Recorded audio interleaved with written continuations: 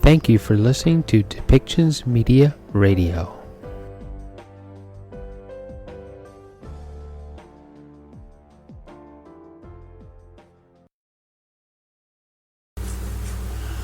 We have today's press conference with the WHO and Dr. Tedros opening remarks. He's going to be talking about, of course, the number of cases globally of COVID-19 are definitely decreasing and are on a decline. He's also going to talk about what we need to continue to do to make sure that it does continue to decline. Along with that, there are still some problem areas. One is under discussion is with Africa and how they can actually get manufacturing of vaccine doses to be on the continent of Africa to help supply African countries with doses more easily and effectively. So let's listen to what Dr. Tedros and his team at the WHO actually have to say. Along with that, there will be a statement from the President of South Africa and the President of France chiming in with what's going on with the G7 countries and, of course, building doses in Africa.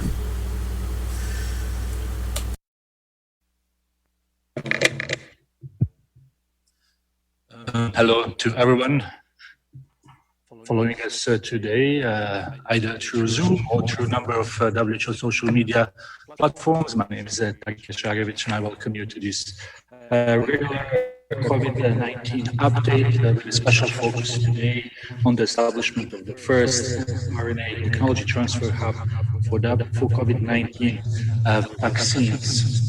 We will hear about this not only from Dr. Tedros, but also from distinguished guests today.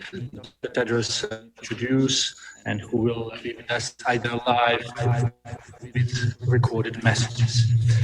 Before I go forward to Dr. Tedros, I will just remind you that you will need to click raise hand icon in order to get in a queue for having one question only. And you can ask questions in 6 UN languages, plus Portuguese. We have a Spanish interpretation in those 6 languages, Portuguese, but also Hindi.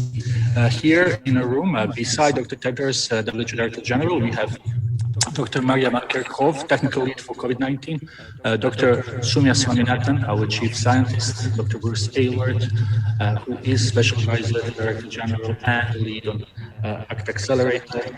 Dr. Marie-Angela Schmau is also with us, who leads access to medicines and health products here at WHO. We may have other WHO experts either present in the room a little bit later or online if need is. So I will give the floor to Dr. Tedros for his opening remarks and to also introduce our guests today.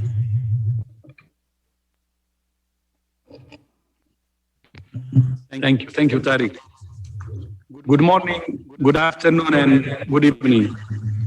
First of all, I would like to thank His Excellency President Ramaphosa for joining us today for this important announcement.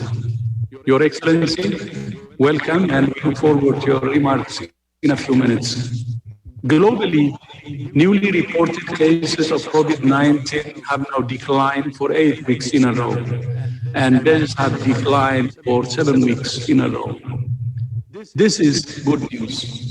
But new infections and deaths remain high globally. Last week, more than 2.5 million cases and almost 64,000 deaths were reported. That is 250 cases and 6 deaths every minute that we know of. The rate of decline in most regions has slowed. And every region has countries that are seeing a rapid increase in cases and deaths. In Africa, the number of cases and deaths increased by almost 40% in the past week. And in some countries, the number of deaths tripled or quadrupled. While a handful of countries have high vaccination rates and are now seeing lower numbers of hospitalizations and deaths, other countries in Africa, the Americas, and Asia are now facing steep epidemics. These cases and deaths are largely avoidable. There are several reasons for this increase, including the increased spread of variants of concern, more social mixing, ineffective use of public health and social measures, and vaccine inequity. The inequitable access to vaccines has demonstrated that in a crisis, low-income countries cannot rely on vaccine-producing countries to supply their needs. We have seen it before with HIV, when people in low and middle-income countries couldn't access life-saving antiretroviral treatment. We have seen it with diabetes, where insulin is priced high despite having been around for more than a century. The COVID-19 pandemic has shown that relying on a few companies to supply global public goods is limiting and dangerous. To boost manufacturing, WHO has continued to call for the sharing of know-how, technology, and licenses, and the waiving of intellectual property rights. Enhancing local production of health products has been an area of focus for WHO for several years, but the pandemic has brought it into even sharper focus. Just a few weeks ago, the World Health Assembly adopted a landmark resolution on strengthening local production of medicines and other health technologies to improve access.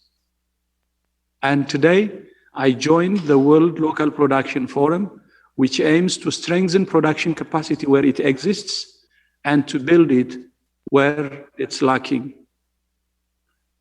In April, WHO issued a call for expressions of interest to establish technology transfer hubs for COVID-19 mRNA vaccines. Tech transfer hubs are training facilities where manufacturers from low and lower middle income countries can receive training in how to produce certain vaccines and the relevant licenses to do so.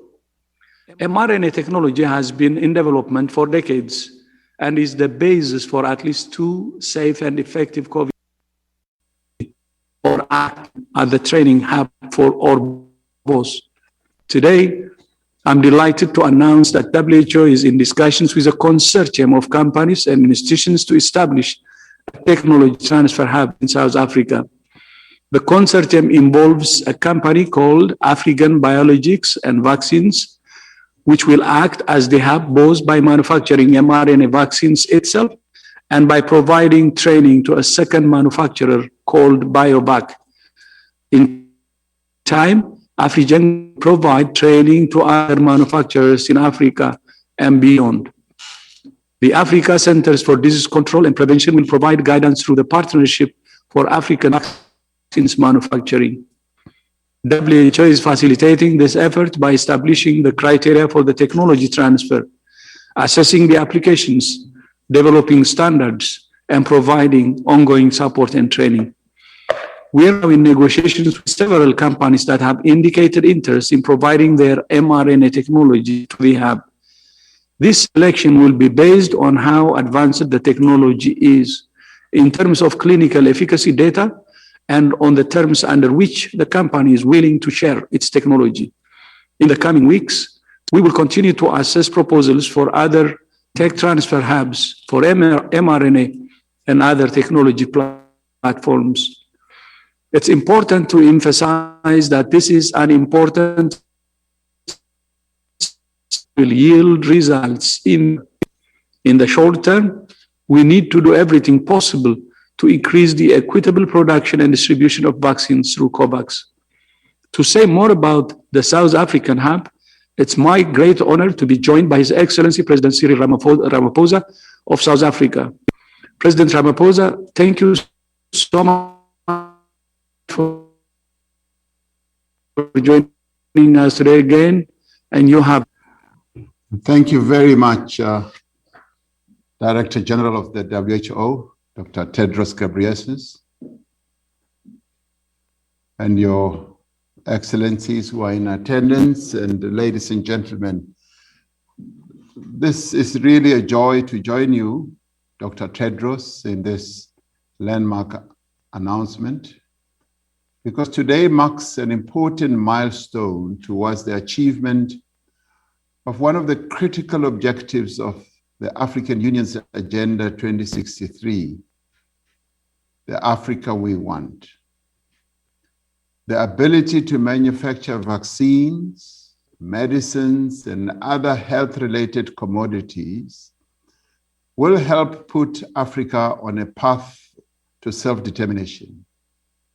Through this initiative and others, we will change the narrative of an Africa that is a center of disease and poor development. We will create a narrative that celebrates our successes in reducing the burden of disease, increasing self-reliance, and also advancing sustainable development. This will enhance our capacity to take responsibility for the health of our people, for the health of Africans. We will be able to plan for the entire value chain, from training a critical mass of young people, enhancing and maintaining our supply chain, and ensuring the efficient use of medicines. As South Africa, we intend to pursue these objectives in close cooperation with other countries on the continent, and enhancing regional trade and investing in science and innovation.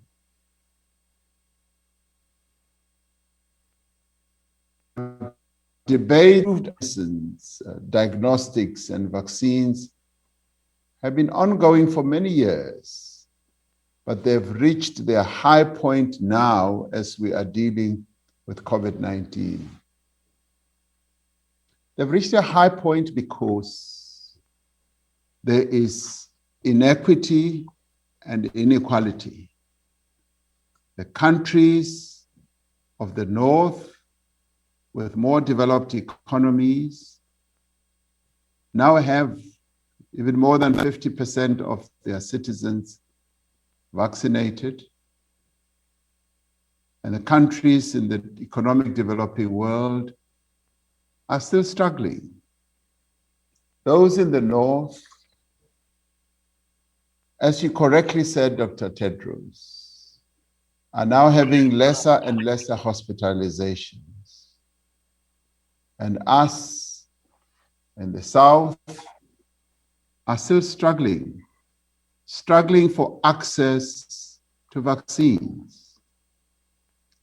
And the vaccines that are made in their billions in the countries in the North, we do not have access to them. And other countries in the North have a huge surplus. And we've been saying vaccine nationalism must come to an end, because this pandemic we are facing together, all of us around the world, and it is just not equitable and not fair that some people in certain countries, and because they come from rich countries, their lives are worth much more than the lives of those in poorer countries. We need solidarity. We need equitable access. But we also have called for a waiver, as you correctly said, which the WHO supports, of the TRIPS measure to enable all countries, those that can, to be able to have the wherewithal, the IP, to be able to manufacture vaccines. Today is historic, and we see this as a step in the right direction, but it does not detract us from our original proposal put together by India and South Africa that we should see a waiver of TRIPS at the World Health Organization. And we would like the negotiations that are taking place there to proceed with speed, because, as you correctly said, Dr. Tedros, people in Africa are facing a rising wave of infections. In South Africa, we are facing the third wave, which seems to be more severe than the first and the second one. And the only defense that we have is to have vaccines. We therefore thank the WHO for taking this bold step and commend member states for moving us from discussions to real work and realistic development. This is the start of the process. As we work together to respond to this grave global crisis, we see this as laying a firm foundation for the achievement of health security for the world's most vulnerable people. In the achievement of this goal, we will not fail. We thank you once again for this opportunity. With this investment of technology, knowledge, and expertise, we will go beyond the development and manufacture of vaccines into a new era of innovation and progress. And this initiative should never be seen as just being an initiative that will benefit South Africa. We want it, and we will make sure that it benefits the entire African continent. We will be working with the Africa CDC. They will guide us, they will help us, and of course, we will be working with the WHO for guidance, for advice, and also for new technologies as we move forward. So we'd like to thank you. This is the first on our continent, and we really are grateful for the step that has been taken. Thank you very much, Dr. Tedros.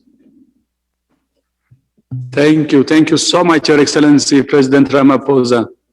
Thank you for your continental and global leadership.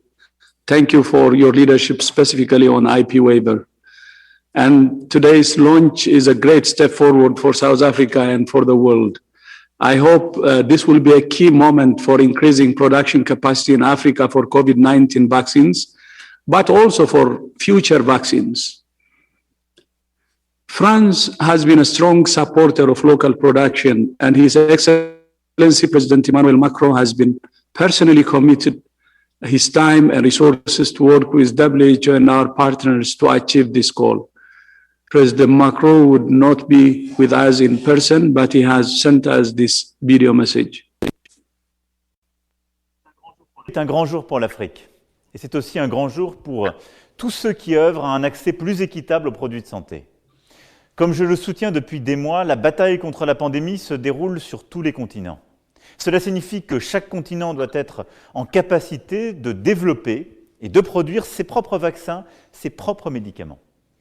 Je suis fier que l'Organisation mondiale de la santé ait choisi un consortium mené par Afrigen et Biovac, entreprise que la France soutient depuis de nombreuses années, pour établir le premier centre de production et de formation aux vaccins à ARN messager en Afrique. Ce pôle de technologie permettra une réponse rapide pour le développement de nouveaux vaccins, que ce soit pour les variantes du Covid-19 ou de futurs pathogènes sur le continent africain et au bénéfice du monde entier. Je veux ici remercier les équipes de l'Organisation mondiale de la santé et du Medicines Patent Pool, mobilisées via l'initiative ACT-A pour avoir répondu si rapidement à notre appel. Je suis également fier pour mon ami Cyril Ramaphosa que l'Afrique du Sud héberge ce projet d'avenir qui a vocation à rayonner sur tout le continent. C'est exactement la voie dans laquelle nous avons choisi de nous engager collectivement, comme je l'ai porté lors de mon déplacement en Afrique du Sud il y a quelques semaines. Et je me félicite de ce premier résultat concret. Cette initiative est la première de nombreuses autres. Nous continuerons à soutenir celle-ci avec nos partenaires européens, avec toutes les bonnes volontés, réunis par la conviction que l'action pour les biens publics mondiaux est le combat que ce siècle doit porter et le combat qui ne peut pas attendre. Merci pour cette mobilisation.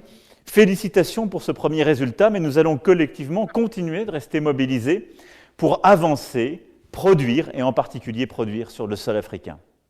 Merci à toutes et tous.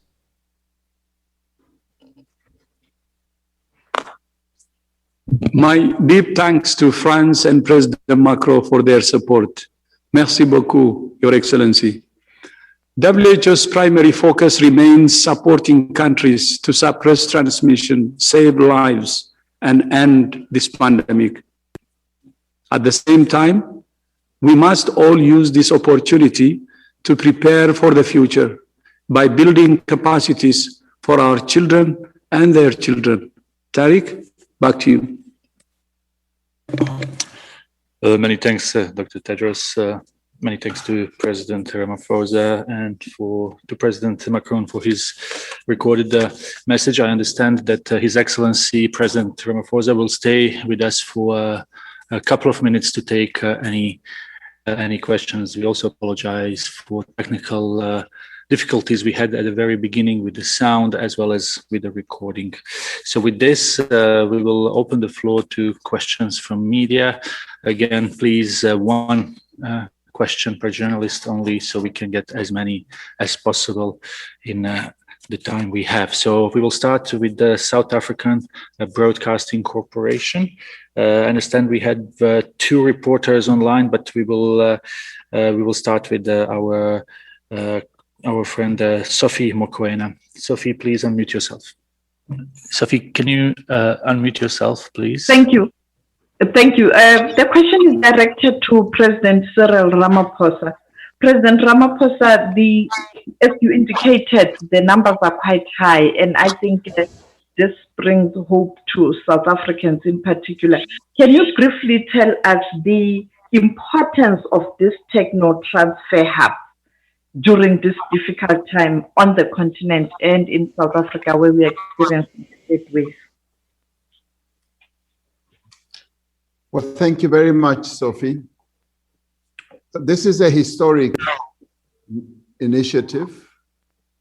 It's one of the first of its kind, which we welcome, because right in the midst of the pandemic, the world has been able to demonstrate that it can respond 300 days soon after. I think, no, it was even 100 days or so after the break of the pandemic, we were able to see vaccines coming to the fore. I may not be exactly right with the number of days, but we saw vaccines coming to the fore.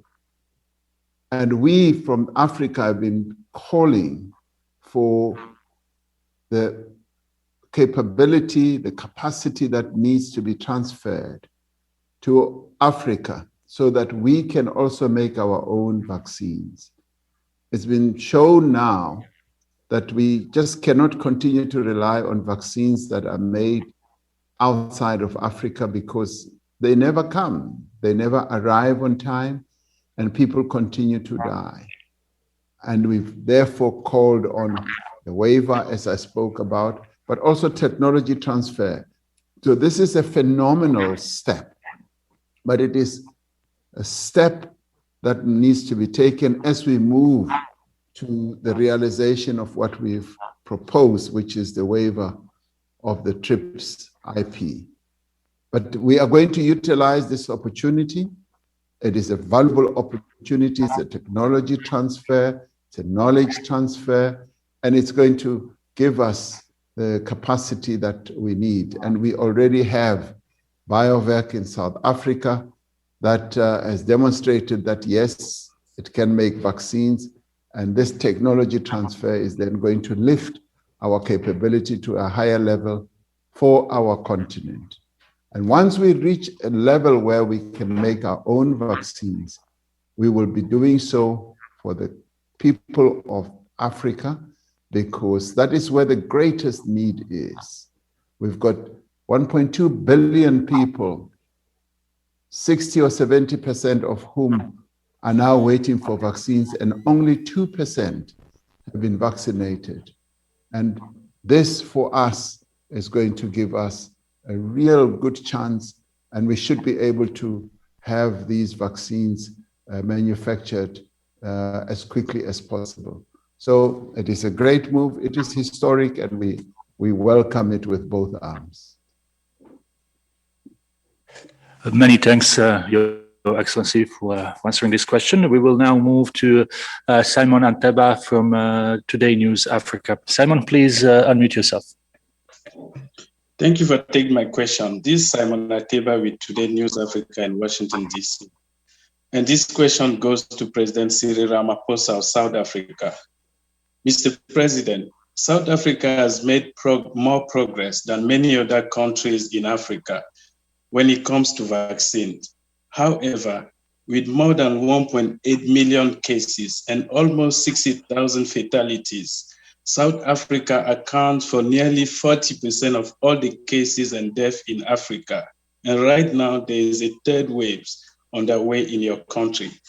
But looking forward, where do you think South Africa will be by December this year? When may we see the first mRNA vaccine manufactured in South Africa? And what type of mRNA technology transfer assistance do you expect to receive from the United States? Thank you. Yes, you're absolutely right. We are facing rising infections, and you're absolutely right, with more than 60,000 or almost 60,000 people who have lost their lives. It's at 58,000, a few hundred. So that is a great concern to us. This is the third wave, as I said, which seems to be much more vicious than the earlier waves of infections. We obviously are committed to bringing the infections down, and we continue to pass on the message about all the measures that are important to bring down COVID-19. Social distancing, wearing of masks, washing of hands, and all that the World Health Organization has been beaming to us. We are sending that as messages to our people. Now, vaccines availability is going to be a great boon for us. And that is why we are saying we'd like to receive more and more vaccines. They are sort of coming in short numbers, and we want more and more vaccines, because that is the only defense that we will have against COVID-19. Now, this technology transfer, as I said, is really going to boost our capability to fight COVID-19. We expect that with the wisdom, with the capability that is going to be transferred to us, right from the WHO and the various other partners. I mean, we've got world-class partners who are going to be working with our companies here, and they are committed to giving us the assistance we need, and they're treating this pandemic as an emergency. And when people act, under an emergency, I find that they're able to achieve a great deal. So we expect that a great deal will be achieved. I will not be able to give a time frame of when all this will be possible, but we would like it to happen yesterday. And those who will be working at it, I will go myself and meet them, shake their hands, and tell them that I want this to happen yesterday, not tomorrow. And I think that will fuel them, that will encourage them to realize that we've got to work to defend the people of South Africa, but more importantly, also the people of our African continent. So through this, we will be working to fight the pandemic on the African continent, where we are also seeing rising infections. So this, for us, is really a great moment. It's a historic moment. It's a moment that we want to utilize to good effect, because on the African continent, we've got capabilities. They just need to be ignited. We've got expertise. It just needs to be unlocked. And through this, we are going to unlock it. We're going to utilize it to good effect. Finance will be made available, and we are going to want to work with all the partners involved on this to make this a reality. So we're grateful that we have arrived at this, but we still have a long way to go. We want to see the waiver process happening so that real intellectual property can be transferred. And we've put a time frame to it. We have not said to the great pharma companies and the various other countries, we have not said do it forever. We say do it for a limited time as we are fighting this pandemic. So there is a benefit in doing it to save lives. And we are not even saying we want companies to make profits. We're saying, let us work together to save lives. And this is the beginning of that process. Many thanks, Mr. President. We will now go to Robin Millar from Agence France Presse. Robin, please unmute yourself. Thank you. Yes, if I could just ask a bit more about the hub. Perhaps if you could tell us a bit more about just how this hub is going to work and how quickly you'd like to see it get started and fully up to speed. Thank you.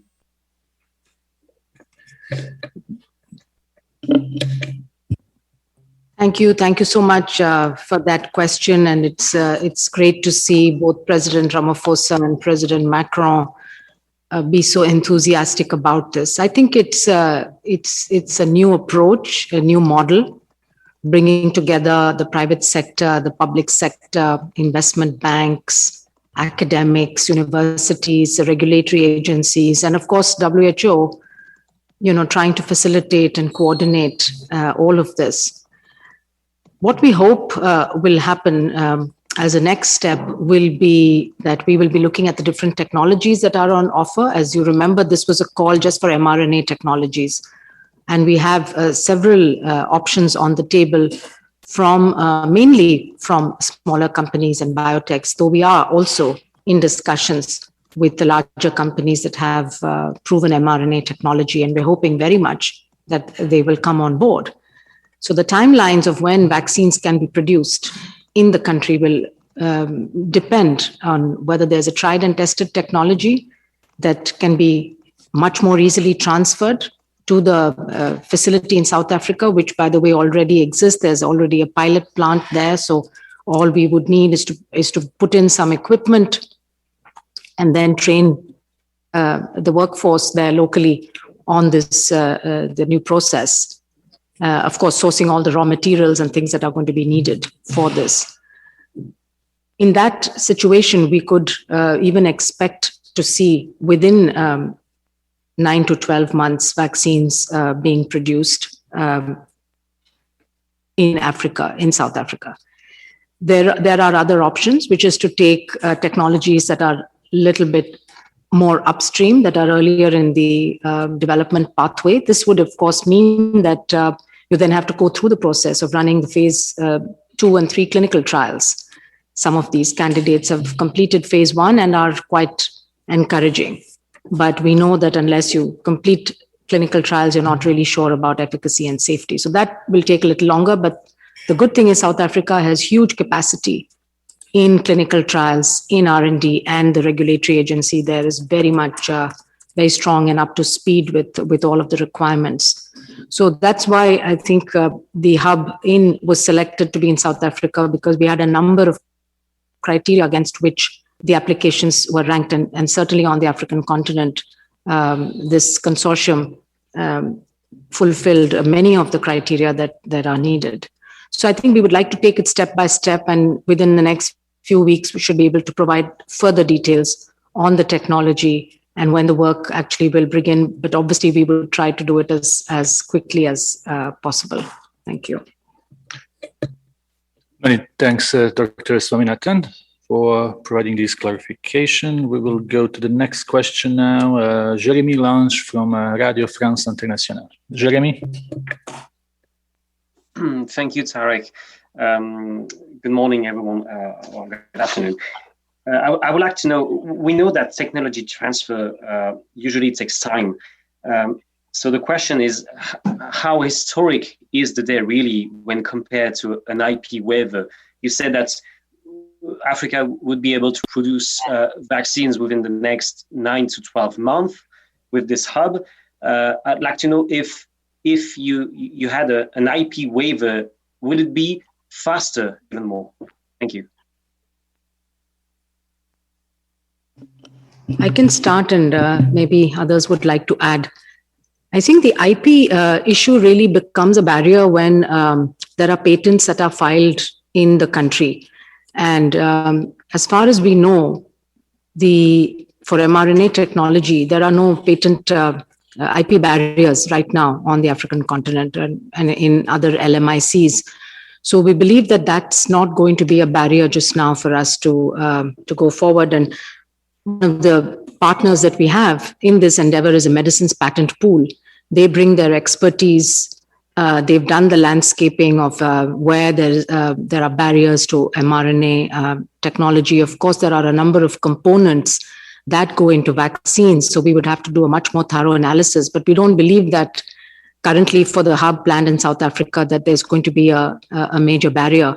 But again, at the same time, we do call upon countries to support the TRIPS waiver, because that could end up delaying things if we had to look at those issues one at a time, even if it's a small ingredient or a component of the vaccine that is blocked by some kind of protection, IP protection. So the TRIPS waiver would facilitate that, would make it smoother, but we don't believe that in this case it's going to be a barrier at all.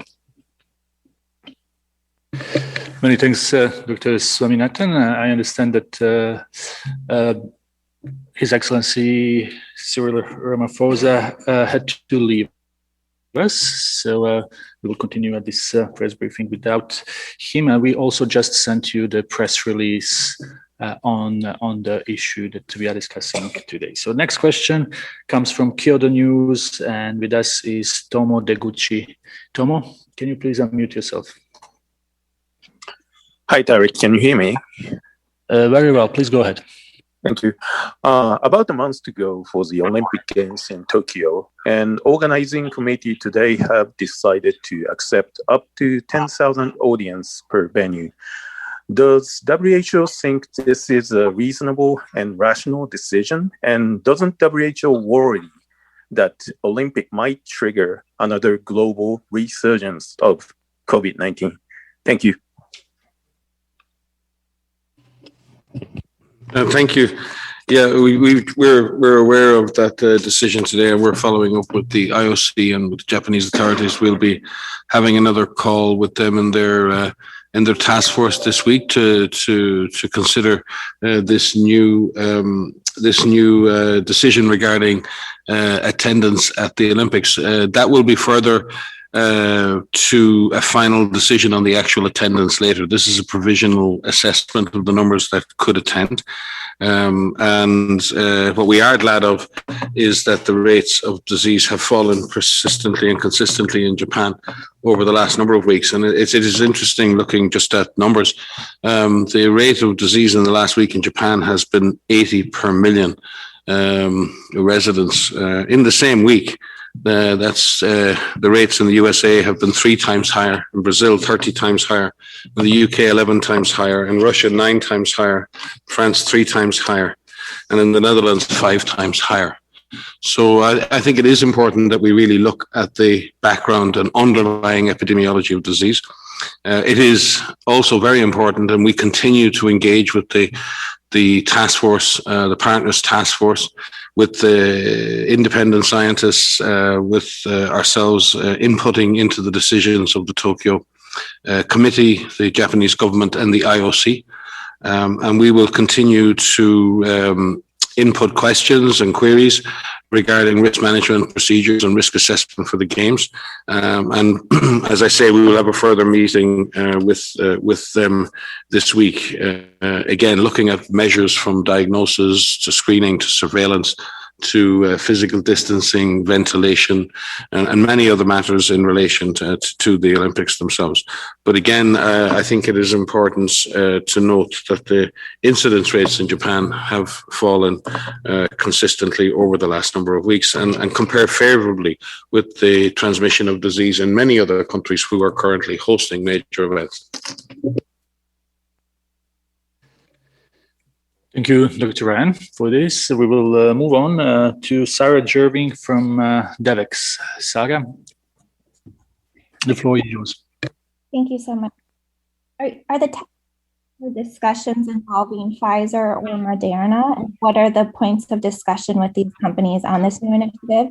And do you anticipate that the South African companies would produce existing vaccines or be developing new mRNA vaccines? Thank you. We are not, the sound was really not good. Sarah, can you try one more time and speak slowly? Sure, thank you. The tech transfer discussions involving Pfizer or Moderna, and what are the points of discussion with these companies on this new initiative? And do you anticipate that South African companies would produce existing vaccines or develop new mRNA vaccines? Thank you for that question, Sarah. So as I said before, it's obviously much easier to transfer a technology that's proven, that's gone through clinical trials, that's proven to be safe and efficacious. Then you mentioned the BioNTech, Pfizer, and the Moderna vaccines as the two mRNA vaccines that are at that point. And in fact, they have been used hundreds of millions of doses worldwide. Yes, we're talking to the companies. And in fact, you might have seen already an announcement from BioNTech CEO, Dr. Gur Sahin, where he actually talked about a commitment to building capacity in Africa and to manufacturing his vaccine in Africa. Now, very often that starts initially with a fill and finish kind of arrangement where the bulk product is taken and then there's a company locally that does a fill and finish. That's often the first step, but then that would be followed by technology transfer over a period of time. So this is what he announced. Now, obviously, we will be talking and we'll be negotiating and getting into more specifics with both the companies and come out over the next couple of weeks with more details. But we're very hopeful that they have the capacity, they have the interest, they have this, they have the know-how, and they have the right intentions. On whether you can do both, yes, you can do both. It's obviously faster to get going with the known tried and tested one. That's why I said in an optimistic scenario where everything goes well and you have a transfer of a known technology, it could start within 12 months. It should be quite feasible to do that. However, if you're putting in a new technology and having to take it through the clinical development pathway, then it's going to take a little bit longer to both standardize, and do the local GMP manufacturing, but then also take it through initially the phase 2 and 3 trials and then scaling the manufacturing. So both approaches could be started. There's no reason why you can't have both, because it's also important, I think, for innovation to happen in Africa and for them to have their own mRNA vaccines for the future, not just for COVID, but potentially for other diseases as well. Thanks. Many thanks, Dr. Swaminathan. Next question, John Zagakostas from Lancet. John?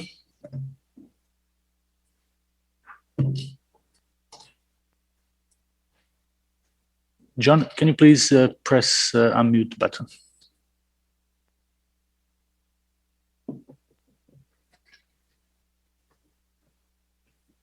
I think we lost John Zagakostas. Maybe we can come back to him at some point. Let's try reporter from Bloomberg. We have Katerhale Gemmel, and I'm sorry if I mispronounced the name. Could you please? Hi there, thank you very much for doing this today. Yeah, it's Catherine Gemmel from Bloomberg here. I was just wondering, do you know how many countries globally have run out of the COVAX doses or have used more than 90%? Thank you. Thank you. Maybe Dr. Aylward can try. Sure. Hi, Catherine. It's Bruce Aylward. In terms of the exact numbers, you know, we've now shipped vaccine to over 131 countries. 80 of these countries are what we call AMC countries, or advanced market commitment countries, and the remainder are self-financing countries. In total, we've shipped almost 90 million doses. It'll be 90 million at the end of this month. As you can anticipate, that is not sufficient vaccine for anywhere that number of countries. What we're hearing is a mix of things, Catherine. Some countries saying that they've run completely out of vaccines, and others saying that they are holding back some vaccine to have just in case the other shipments are delayed or continue to be delayed. So it's a bit of a mixed picture. But I would say of the 80 AMC countries, at least well over a half of them would not have sufficient vaccine to be able to sustain their programs right now. We would know that for a fact. The challenge, Catherine, comes because some countries are receiving bilateral donations, or else they have bilateral deals that they're using to try and supplement these. And for that reason, they've tried to make other alternate arrangements. And this is a tragedy, of course, because in some cases they're using vaccines that aren't their first preference. In other cases, they're paying prices that they probably shouldn't be paying for these vaccines from the little bit we know about these. And of course, they're continuing to distort the market and affect the equity in terms of who get vaccines and when. So it's a little bit difficult to give you an exact number. If we look at what we are hearing from countries on a day-to-day basis, well over half of countries have run out of stock and calling, you know, for additional vaccine. But in reality, it's probably much higher, Catherine. So apologies, I can't give you a firm answer on that.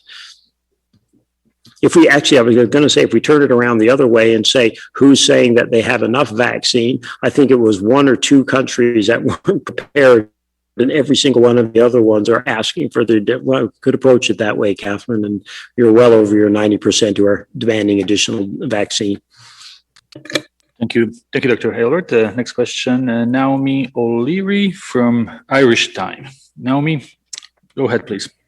Hello, thank you very much for taking my question.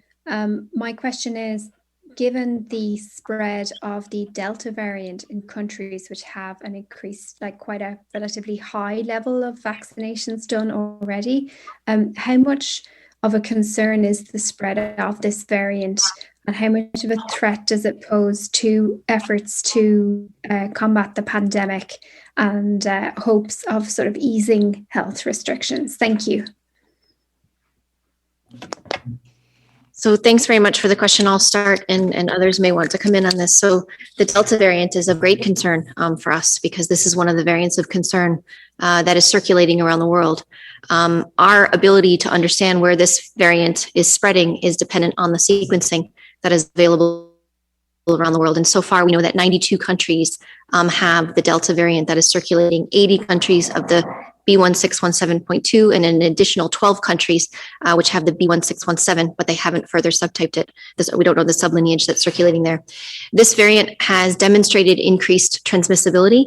It is more transmissible than the Alpha variant, which is the B117, which spread rapidly around the world. This Delta variant is spreading rapidly around the world as well. If it has an opportunity to spread, given that we have increased social mixing, the relaxation of public health and social measures, or the inappropriate use of public health and social measures. And what I mean by that is relaxing too soon or too quickly. It doesn't mean the lifting of a lockdown or an all or nothing. It means that adjustment isn't done as carefully and controlled as possible. And given that we don't have full vaccination, it will spread. We know that there's a recent suggestion from one study in Scotland suggesting that there's an increased risk of hospitalization, but that is some preliminary work that's done from one country, and that needs to be further studied to better understand impacts on severity. We don't have an indication of increase in mortality from the Delta variant, but again, we're still studying this variant as it's circulating around the world. In terms of vaccine effectiveness, we do know that all of the variants of concern, including the Delta variant, the vaccines remain effective against severe disease and death. And so this is a very good sign, but we need 2 doses to be administered to have the full level of protection. We do see reduced efficacy with the 1 dose, and so we really need those who have received their first dose to receive that second dose. What is really critical is that our public health and social measures still work against the Delta variant, but they may need to be administered for a longer period of time to be able to have the same level of control as we've seen for other variants. And if we have the uneven amount of tools around the world, some countries only have public health and social measures. Other countries have public health and social measures plus vaccine. And so it's not really a fair fight against this Delta variant. But the good news is that the public health and social measures, the individual level measures, hand hygiene, avoided crowded spaces, wearing of a mask, making sure you have clean hands when you put on and take off a mask and dispose that mask of properly, disinfect that mask properly, making sure that you have good ventilation, spend more time outdoors as opposed to indoors in settings where you're able to do so. All of those measures remain incredibly critical at reducing the spread. And of those countries that have access to the vaccine, people need to have their second dose to have the full level of protection. So we're still learning, but we are concerned about the Delta variant that is circulating. If it has an opportunity to spread, it is really spreading quite rapidly in a number of countries. Thank you, Dr. Van Kerkhove. We have time for 1, potentially 2 questions if we go fast. So let's try to hear from David McKenzie from CNN. David, if you are with us, please unmute yourself. Thank you so much. Sorry, there seems to be a bit of a feedback. I have a question for the technology transfer. Technology transfer as well as the apologies for that. The technology transfer as well as the push to get more vaccines out to poor and certainly laudable, but what is your feeling, Director General, about the fact that the talk of solidarity is still largely talk, and so many countries don't have access to vaccines? You and your colleagues are painting a pretty dire picture in terms of the rates of vaccination. So what is your message about excess vaccine? David, we are really sorry, but the sound is really bad. So I don't know if can you please repeat one more time, if it's possible to be close to the microphone, so we try to get your question. Well, no problem.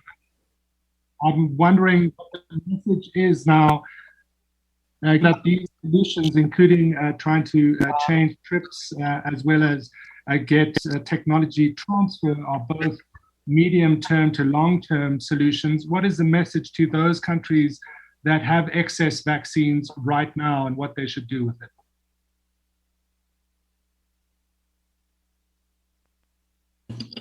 I think we were able to understand. So maybe Dr. Aylward can start. Sure, thanks, Tarek. So I think first we need to be clear. If you ask any country, do they have excess vaccines, they will say, no, we don't have excess vaccines. We're using every vaccine we have. They're absolutely essential for us and for what we're trying to do in terms of vaccinating our country. But what we are saying is when you look at who you are vaccinating in the country, once you've gone beyond your healthcare workers, your older populations, your populations with comorbidities who are at risk of severe disease, hospitalization, or death, once these populations have been vaccinated, at that point, to ensure that you are sharing doses. And there was a wonderful proposal, I think it was by the Wellcome Trust, that laid out a proposal for the G7 even that said, as you get into these populations, you should increase increase the proportion of your doses that you're sharing so that areas with less access can catch up and especially cover their healthcare workers, et cetera. So we ideally wouldn't want to wait. The idea of solidarity is that you're not waiting for excess doses. You're sharing your doses now as you start to cover your highest risk populations. Otherwise, if we wait for excess doses, I'm sorry I didn't catch your name when you spoke, but we may never get there because countries will always say, well, we need to give booster doses, we need to go to lower age groups, we need to do this, we need to do that. So the issue is sharing now so that we can ensure the highest risk populations everywhere are covered and we get out of this crisis together. If I may just add, maybe link the answer that Bruce gave with the answer that Maria gave, because I think this is the race we're in. The viruses, and particularly the Delta virus, demonstrates that convergent evolution. Many variants have emerged, but they're emerging with very similar attributes. It's like picking a lock, a combination lock. Some of the viruses have picked some of the numbers, some of the other viruses have picked the other numbers, but no virus has really found that combination of transmissibility and lethality. The Delta variant is the most able and fastest and fittest of those viruses. But we've been saying, and what Dr. Tedros has been saying for nearly a year now, that when we did get vaccines, we had to make sure we distributed them equitably. When we got the data on these vaccines, it was very, very clear that they were highly protective against hospitalization and death. And as Maria has said, they remain so for all of the variants. We have a very, very short window of time to get our most vulnerable protected. And we haven't done it. We have not used the vaccines available globally to provide global protection to the most vulnerable. And as Bruce said, when you ask countries the question, they say, well, we're going to vaccinate according to our priorities, and our priorities are our own citizens. And that's fair enough. But there is a huge number of people globally who still remain susceptible to severe disease and potential death from this virus. And the technology transfer work and all of that will help in the medium term, but it will not deal with the immediate problem, which is getting vaccines into people now. And therefore, putting the two issues together, we really, really do need this virus, as I say, the Delta variant, the other variants, but this particular Delta variant is faster, it is fitter, it will pick off the more vulnerable more efficiently than previous variants. And therefore, if there are vulnerable people left without vaccination, they remain even at further risk. All of these viruses have been lethal in their own regard. This virus has the potential to be more lethal because it's more efficient in the way it transmits between humans, and it will eventually find those vulnerable individuals who will become severely ill, have to be hospitalized, and potentially die. And we can protect those people now with relatively small transfers of vaccine from the global supply. We can protect those vulnerable people, those frontline workers. And the fact that we haven't, as Director General has said again and again, is a catastrophic moral failure at a global level. Thank you very much, Dr. Ryan and Dr. Hailward. So this was a question from David McKenzie, and we apologize for having a bad connection. Let's try one more time to hear from John Zarakostas from Lancet, and that will be the last question. Can you hear me there, Tariq? Yes, John, please go ahead. Yes, good afternoon. Yes, I'd like to follow up on what Dr. Ryan just mentioned. Do we know this new Delta variant, how much it has lowered the efficacy of the effective vaccines? I've read some reports that some that were in the mid-90s are now in the high 80s. And secondly, what about strengthening health systems in the meantime, and also therapeutics? Are we sort of going to face a summer of discontent if we let our guard down, as Dr. Tedros has said many times? Thanks. So I can start, and maybe Suni wants to come in with some of the details, or others want to come in with some of the details. Yeah, there is a recent study that came out in the Lancet that was published that looked at the reduced titers neutralization from the alpha, beta, gamma, and delta variants, showing a reduction in neutralization on the delta variant, not as much as the beta variant, which is the variant that was first detected in South Africa, the B1351, but still a reduced efficacy. Having said that, these vaccines are still highly effective. They produce enough antibodies to protect against severe disease and death. That's a really important message that we want to make crystal clear. While we are seeing some reduced efficacy, they are still effective at preventing severe disease and death, including against the Delta variant. But as I said previously, we need individuals to receive both doses. And I know that's a challenging thing given we have the uneven distribution and the limited number of vaccines. But if you have received your first dose, please go back and have that second dose when it is offered to you. This is about when it's your turn and getting that vaccine, while at the same time donating vaccines to those who need it most. The goal of COVAX, the goal that WHO has been saying around the world, is that we need those who are most at risk for severe disease, those who are most exposed, our frontline health workers, to receive those vaccines to be protected. And so there are a lot of studies that are underway, John. We're working with a global network of scientists through our R&D Blueprint for Epidemics, through all of our technical networks, through academic partners, to be able to get these studies underway and to look at studies in the lab, look at real world efficacy studies as well. But this data is coming in fast and furious. And it is really interesting to see the information coming in, and to WHO to be working with partners around the world to consolidate that, to look at what does this mean for our vaccines now, and in terms of next generation vaccines, the vaccines that will be produced into the future. Good news is, so far, the vaccines work against the Delta variant, but there may be a time when we have a constellation of mutations that arise in a variant where our vaccines actually lose their potency. And that's what we want to make sure that we prevent. So as much as we can, the best prevention is preventing infections in the first place. So again, vaccines are incredibly powerful, but we have other tools as well. Do what you can around the world, if you're listening, to prevent yourself from getting infected, and to take all of the measures that you can to prevent any onward spread should you be infected. And so we have to get this message out of vaccines and not vaccines only. And just a last note to say thank you to all of the member states, all of the researchers out there who are conducting sequencing, all of the people who are out there that are scientists and public health professionals that are carrying out these studies, that are sharing these results with WHO and partners in real time, so that we can make the best decisions going forward about any future vaccines.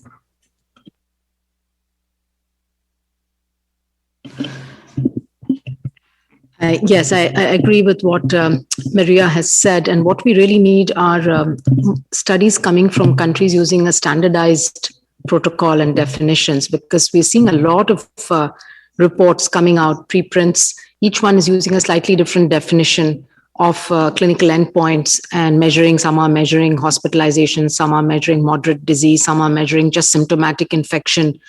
And so it gets a little confusing, but I think the bottom line is that most of the studies are showing that the vaccines in use are protecting people from getting severely ill with COVID.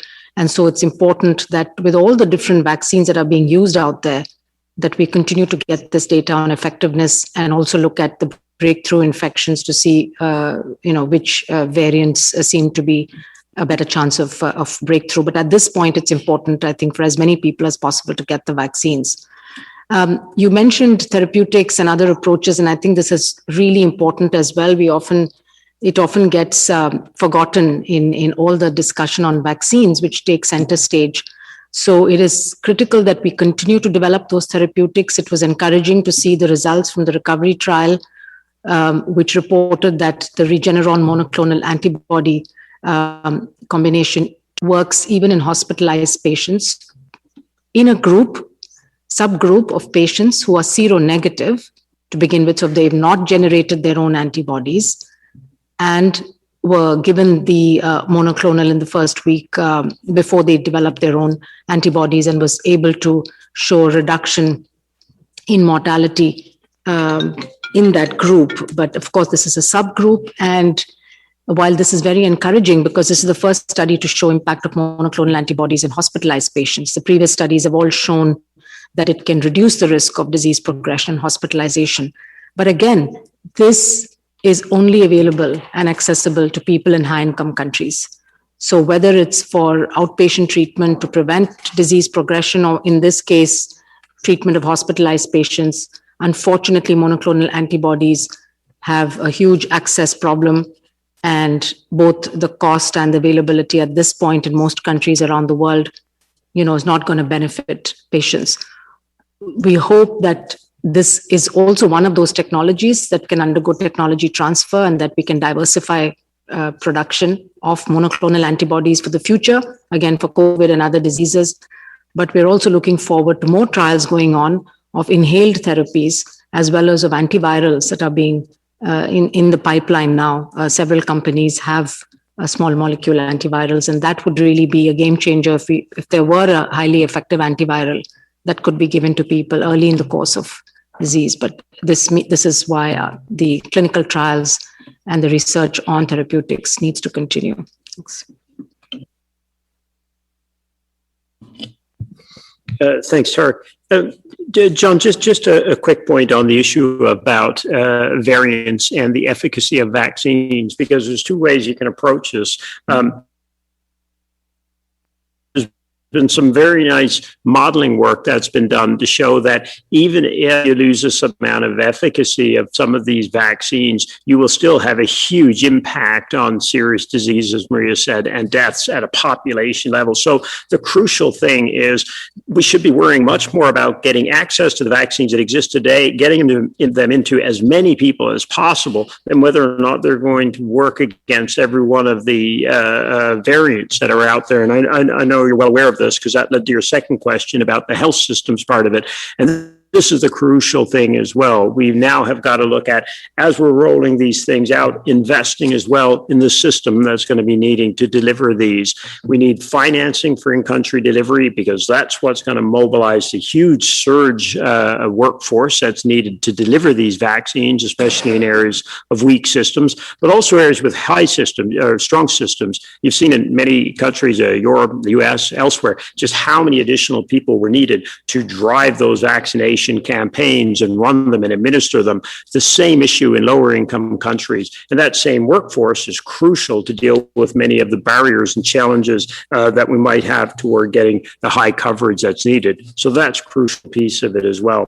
And then to the last point, you mentioned the therapeutics, but I come back again and again to the issue of diagnostics. I mean, we talk always about the vaccine equity gap and the huge gap between the high, low income countries. But if you look at the testing rates as well, they're huge as well. In the low-income countries, testing is about 5 per 100,000 population, 5 people per day per 100,000. In the low-middle-income countries, if you remove India, it's about 10. Then you get to the 100 when you get to the upper middle income countries, and then 500 plus in the high income countries. And as a result, when you look at a map and you see the areas with lots of disease or not, you really have to ask, are you seeing the whole picture? Because that's often held up as an issue around the vaccines and who needs them. But what we really need is equity across all of these tools, and then systems that can deliver them like you highlighted. Thank you, Dr. Aylward, Dr. Saminat, and Dr. Van Kerkhove. With this, we will conclude today's press briefing. I would like to apologize once again for technical difficulties we had at the beginning of the briefing with the sound, but also with the recording of President Macron. With that, and reminder that we will send you the audio file tonight, and the transcript will be available tomorrow from this press briefing. We have sent you the press release on the launch of this first hub. With that, I'll hand forward to Dr. Tedros for his closing remarks. Thank you, Tariq. And I would like to thank again President Ramaphosa and President Macron for joining us today and for their leadership. And also to you, our media colleagues, for joining, and see you in our upcoming presser. Thank you. Thank you for listening today, and thank you for supporting us with our sponsors. Please go to depictions.media for more information and click on our contact link and let us know how we can help.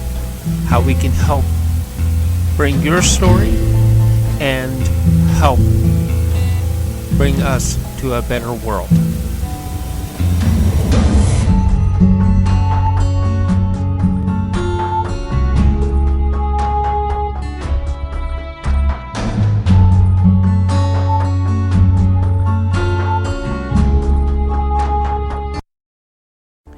This show has been produced by Depictions Media.